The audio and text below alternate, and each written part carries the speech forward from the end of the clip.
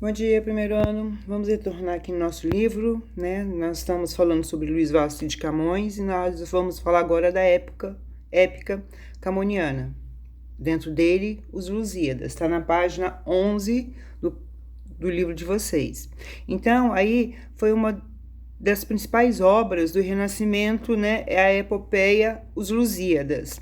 Quais foram as características formais? A métrica, né? São versos heróicos. A estrovação, cada estrofe de 8 versos, chamadas de oitava rima, né? E nós temos as rimas, todas elas repetem o mesmo esquema: A, B, A, B, A, B, C, C.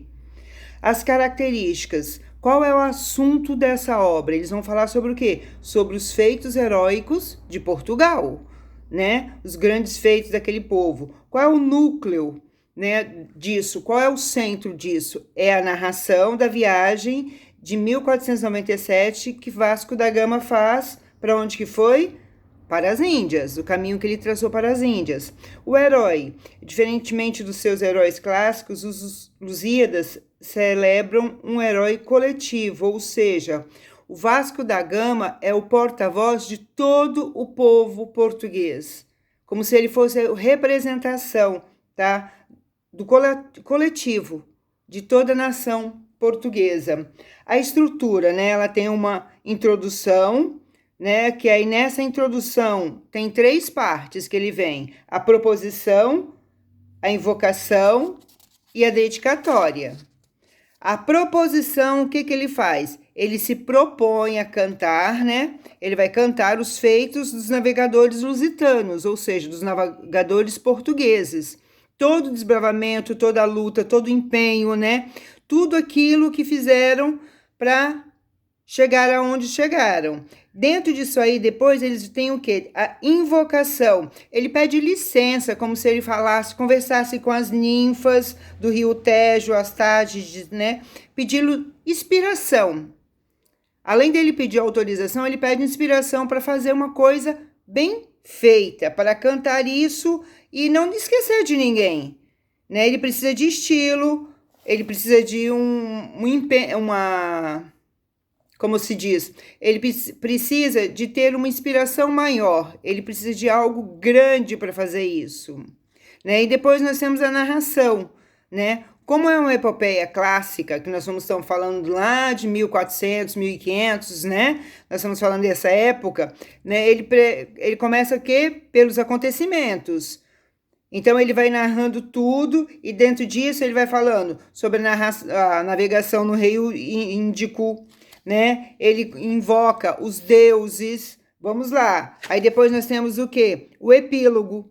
O epílogo o quê? Camões abandona o tom heróico do poema e começa a lamentar a situação a que chegara Portugal após o período mais grandioso de sua história. Ou seja, depois de tudo aquilo que ele passou, o que aconteceu com Portugal?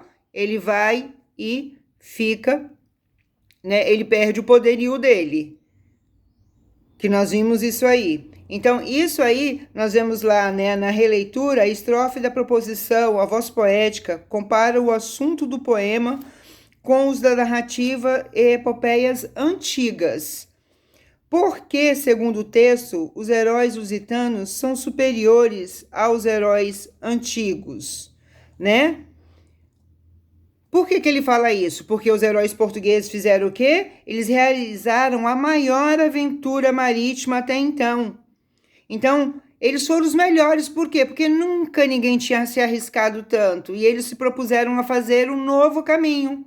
Então, por isso que ele fala. Está lá na releitura da página 14, 1. Né? Então, foram maiores tanto na navegação, Netuno, né? Como na guerra, Marte, conquistando terras longínquas e fundando o grande império português. Antes de responder as perguntas a seguir, releia as características de Os Lusíadas. Qual é a diferença do tom da voz épica entre as 2 estrofes? Então, na primeira estrofe é o quê?